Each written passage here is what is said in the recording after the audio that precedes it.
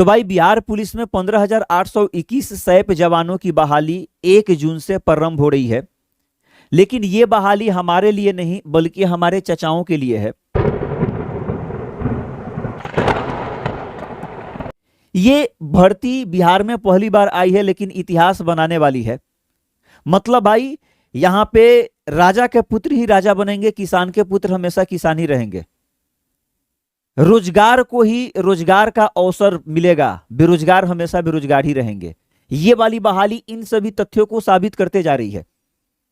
अब ये क्या है बहाली? ये सीधी भर्ती है, इसमें कोई पेपर नहीं होने वाला है, कोई फिजिकल नहीं होने वाला है, केवल आपका मेडिकल जांच होगा और आपको एक नौकरी दे दी जाएगी। लेकिन सभी बालक इसका फॉर्म नहीं भर सकते हैं। आइए इस नोटिफिकेशन को हम शॉर्टकट में पढ़ते हैं। जो इंपॉर्टेंट चीजें हैं, इंपॉर्टेंट तथ्य पे थोड़ी सी हम बातें करते हैं कि कौन से अभ्यर्थी इसका फॉर्म अप्लाई कर सकते हैं। फॉर्म अप्लाई करने की कोई झंझट नहीं है, ये सीधी भर्ती है। सीधी भर्ती का मतलब आपके जिला वाइज उस दिन रैली भर्ती होगी, बस उसमें शामिल होना है अपने डॉक्यूमेंट्स के साथ और अपनी डॉक्यूमेंट्स वेरीफाई करानी है, मेडिकल जांच करानी है, उसके बाद जॉब आपके हाथ में। लेकिन मेन मुद्दा यह है कि कौन से बालक इसका फॉर्म इस बहाली में शामिल हो सकते हैं। तो आप यहां पे देखोगे बिहार पुलिस में 15,821 सैप जवानों की बहाली 1 जून से आरंभ हो रही है। लेकिन कौन से अभ्यर्थी के लिए? तो बिहार पुलिस में 15,821 पदों पर विशेष सहायक पुलिस सैप की अनुबंधन पर बहाली की प्रक्रिया 1 जून से प्रारंभ होगी।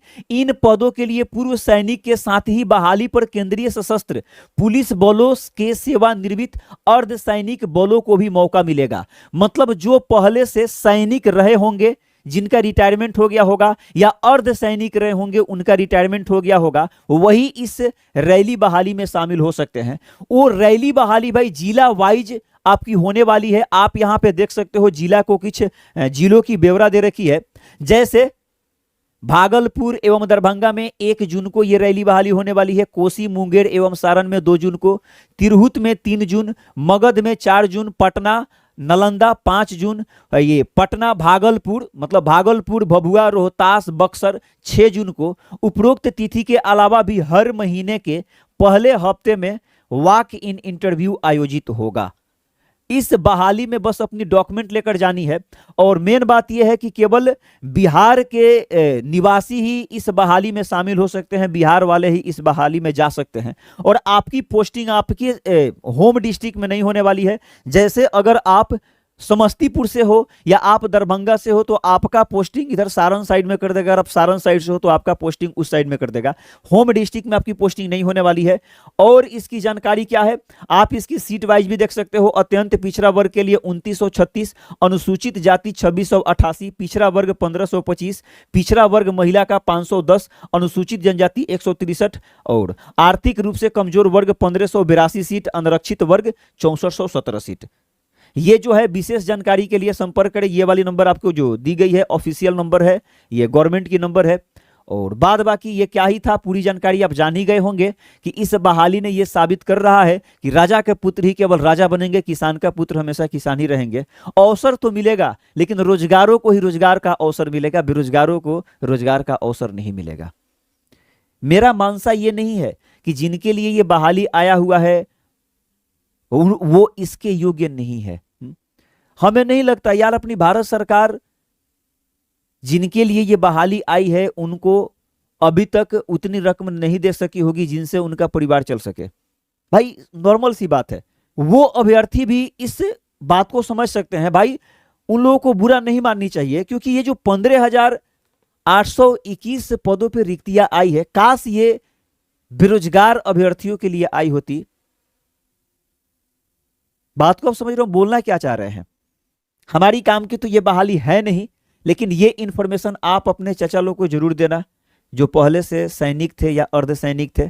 और मेरा मानसा कतई ये नहीं है कि जिन अभ्यर्थी के लिए ये बहाली आया हुआ है हम उन्हें इसका योग्य नहीं समझते हैं। भाई वो तो ऑसम है, वो हमारे देश के हीरो रह चुके हैं और अभी भी हीरो हैं।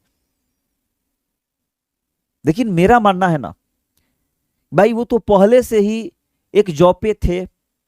बेरोजगार अभ्यर्थियों को भी तो देखना है, बेरोजगार विद्यार्थियों को भी तो देखना है। यहां पे आप देखोगे बिहार में बीपीएससी एईडीओ का पेपर हुआ, कैंसिल हो गया। एक तो पेपर हो नहीं रहा था, टाल टाल कर पेपर हुआ, पेपर कैंसिल हो गया। बिहार एसएससी कार्यालय परिचारी लटका हुआ है, बिहार एसएससी 10+2 लटका हुआ है, हर एक वैकेंसी लटकी हुई है। बीपीएससी टीआरई का यार वैकेंसी नहीं आ रहा है और इधर ट्विस्ट पे ट्विस्ट दिया जा रहा है। खैर आप तो समझदार हो ही, कमेंट बॉक्स में जरूर बतलाना कि क्या ये बहाली अगर सबके लिए आई होती। देखो ये बहाली आई होती सबके लिए, मतलब से रिटायर्ड सैनिक और अर्धसैनिक के लिए भी होती और हमारे लिए भी होती। बस वहां पे ऐसा चीज होता ना कि उनके लिए कुछ विशेष छूट होता, जैसे फिजिकल उनका नहीं होता या रिटेन नहीं होता, रिटेन डाल देता इसमें, फिजिकल डाल देता इसमें, मतलब कुछ उनको छूट दी जाती, जिसके परिणाम स्वरूप हमें यह भी फील नहीं होता कि पहले से जो रिटायर्ड सैनिक और अर्धसैनिक हैं उनके लिए बहाली नहीं है। यार लाता उनके लिए भी, लेकिन कुछ छूट दे देता उनको, और यहाँ पे हम स्टूडेंट के लिए भी इसमें कुछ सीटें रखी जाती तो कहीं ना कहीं यार अच्छा ही होता। खैर ऊपर के पदों पे जो बैठे हैं हमसे होशियार हैं और उन्हें हमसे ज्यादा चिंता है अपने बिहार से बेरोजगारी को हटाना। छोटी मुंह बड़ी बात, आखिर हम कर ही क्या सकते हैं। Thank you for watching, all the best.